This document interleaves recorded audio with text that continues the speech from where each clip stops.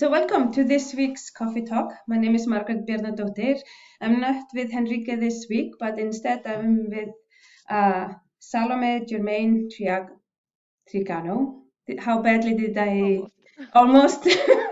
That's very kind of you. Salomé is the founder of ARPA Advisory, based in France, and she's an expert on DEI issues and consulting and how to tackle the issues of DEI. And that's why I was really interested in getting her to join us today to talk a little bit about how to get started, because I know there's so many companies that are thinking in 2023 they really want to advance on the math on this topic. So not just talking about doing something, but actually taking some of that discussion and putting it into action. So that's why I'm so delighted to have you with us today, because you don't just talk the talk, you walk the walk.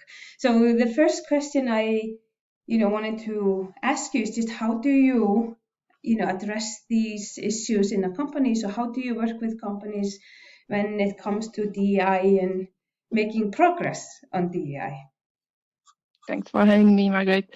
So the very first meetings with clients will be absolutely key, as this is when I'll be able to understand where they are in their journey and what is the context. So where do you stand? Where do you want to go? What are the targets? So at the beginning, the conversation will very much focus on the key figures. I need some data. Even if you don't have much, I need some. We'll also discuss the type of business, countries of operation, the industry. So that's a bit the kind of basic information that we need so that we have a sense of the dynamic and also the work environment.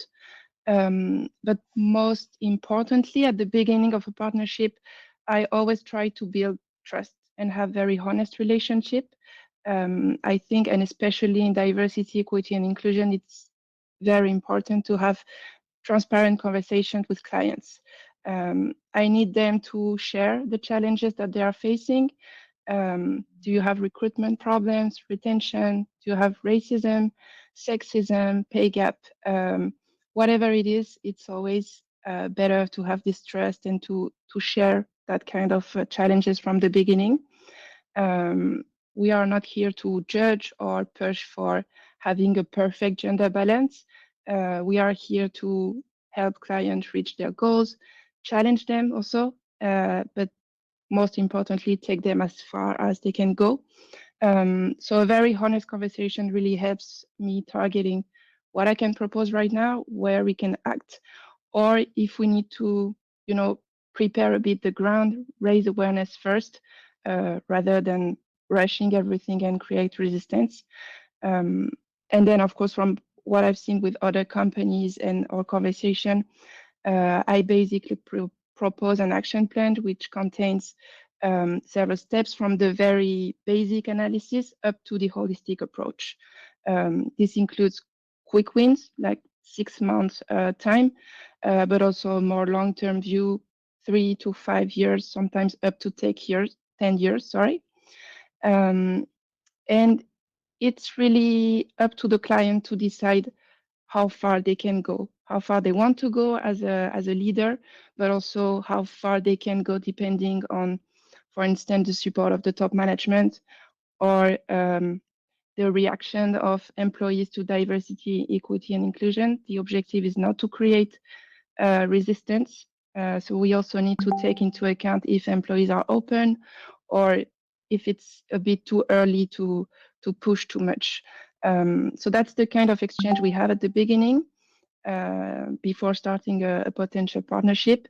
And it's really about finding, the right balance between what you want to achieve and what is the right timing and what is feasible for the organization right now. Awesome. So very early on when you were describing what you do, you talked about metrics.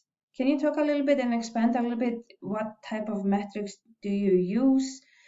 So let's say I'm an organization that is just starting out. What would be some of these metrics that you would measure and the data that you would ask for from me, right? That's the very, very first step. And I always try to convince clients not to go ahead and always start with the metrics. You're right, it's not because we are talking about inclusion and that's something intangible that we do not measure. It's key, as in any other project, to measure. So here we talk about having a global view of the dynamics, what's going on in the organization in terms of recruitment, promotion, internal mobility, retention, exit. And it's always key to have data disaggregated per gender or any other dimensions of diversity that you want to analyze. It can be age, nationality, whatever you want to work on. And also to have data per level of responsibility, per functions, per country, sometimes per office. So really to have this very precise view. I think we tend to focus a lot on, for instance, the share of women in organization. It's of course a key indicator, but let's say you have 40% female managers in your organization. It does not tell you so much. If you don't look at the retention, if you don't look at the promotions, you don't know, for instance, if men, you have 40% women managers, but at the same time, you have men leaving the organization because they are not getting promoted anymore. So, it can have a different meaning from one organization to another one. So that's why I always try to convince clients to start with this overview and use metrics and track data. You don't need to track data every week, every 6 months or every year is more than enough. But I think it's absolutely key to have indicators that are very specific and adapted to your organization. Otherwise, you can't track progress and you make all your efforts invisible. And especially in DEI, people tend to ask you about progress. They want to, they want to see results. So it's key. It's one of the key steps that I always advise to clients.